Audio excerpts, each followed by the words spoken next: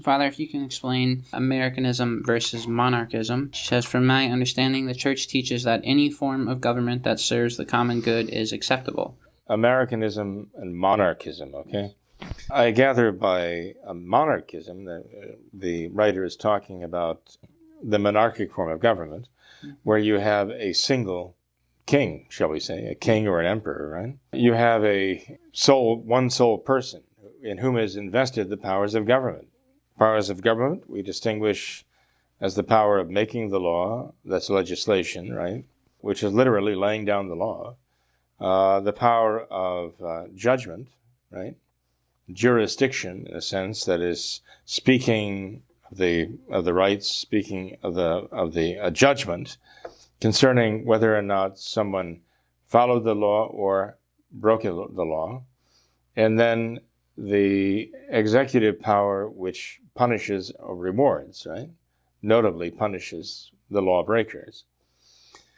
And in a monarchy, one person has all three powers. He has the power to do all three of these things: to make the laws, judge compliance or non-compliance with the law, and then exact, retribution for breaking the law or reward for keeping the law.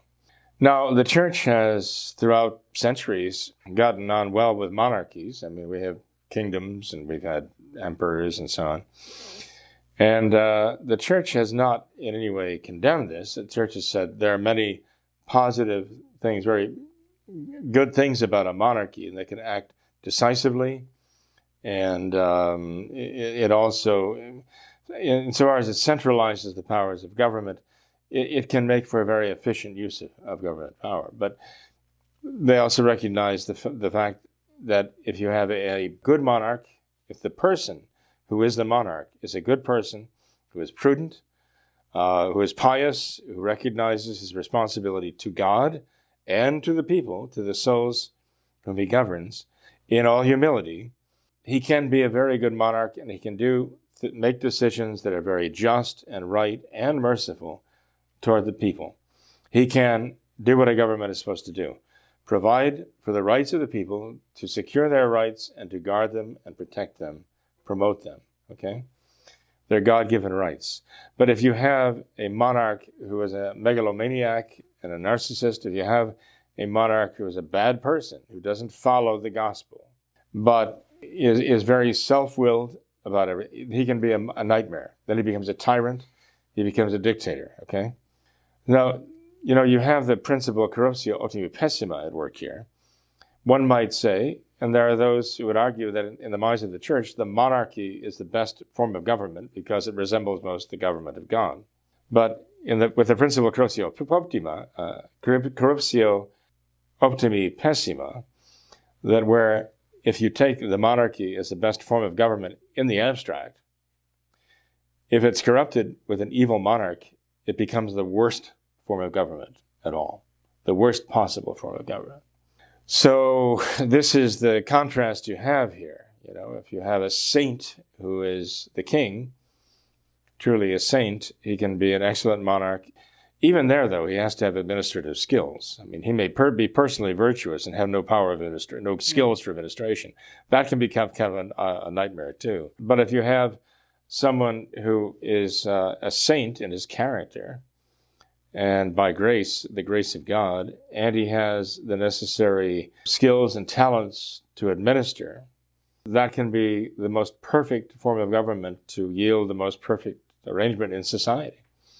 Again, if you get a monster in there, if you get someone who's corrupt in there, you get a Stalin or a Mao or a Hitler in there, you've literally kind of hell on earth, They can create that havoc. So, I mean, the other forms of government look at all the different kinds of governments the church has worked with. She's worked with Genoa and Venice, right?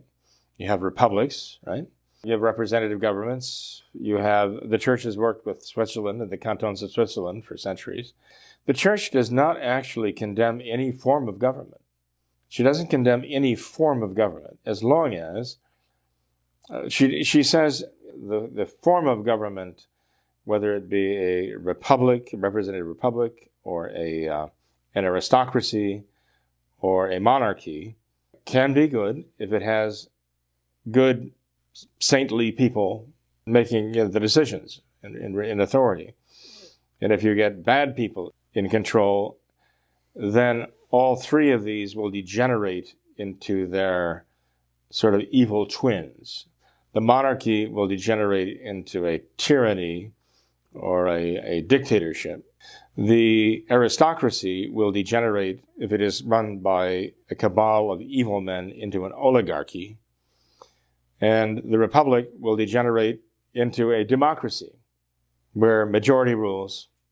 And all three of those evil things, are considered to be forms of tyranny. You know, we talk about democracy these days as though it was some sort of, a great city that descended from heaven, like the heavenly Jerusalem, democracy. But actually, back in the 1920s, just 100 years ago, democracy was roundly condemned here in America. It was looked upon as mobocracy, rule by the mob, rule by the strict majority vote rules, no matter how unjust it may be. It rules, absolutely. That's why the Democrats now are so anxious to get rid of the Electoral College, because the very existence of the Electoral College shows that we are not a democracy. Our representative form of government means that we have been given a republic, not a democracy.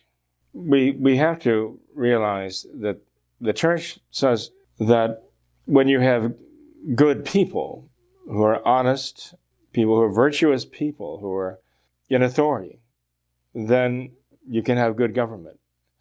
If you don't have virtuous people in authority, you have a nightmare. What does Alexis de Tocqueville say, the Frenchman who visited the States back in the 1800s and spoke so highly of it? He said, America is great because America is good. When America ceases to be good, she will cease to be great. And although I don't know de Tocqueville's allegiance religiously, if he had any at all, actually, I would say at least he understood the need for morality and the need for virtue. And I think he understood that if you have a virtuous population, they can choose virtuous members and elect them to positions of power and authority as their leaders. And as long as the population is virtuous, they will elect virtuous people. But when the population begins to lose that hold on virtue and they become corrupt, they begin the process of electing more and more corrupt people. More corrupt people in terms of their numbers, and more corrupt people in terms of their degradation, how bad they are, right? They elect more corrupt people. And so the process begins of the total degradation of the society. Because, corrupt people generally kind of admire the corruption of others. Stalin was surrounded by a circle of men who admired him for his corruption. They almost envied him that he was so evil and admired him for it. I'm talking about, Molotov and the rest of them, Beria and so on. They admired this man for these evil things. I'm sure Mao the same way. He surrounded himself with people like himself, But he understood people like himself, and he could control people like himself because he was the worst of the lot. And so it gets into a society that chooses its leaders. If the society itself is made up of people who are given over to corruption, every manner of corruption, and this is what they begin to admire, they begin to elect people like that, and the worst among them. And the worst among them then actually get into power. I'm afraid it's happening to our own nation here. We have to put that in check, but it has to be, by the grace of God, returning our people to the virtues of faith and hope and charity. It's a very difficult work. It takes a lot of prayer, a lot of sacrifice.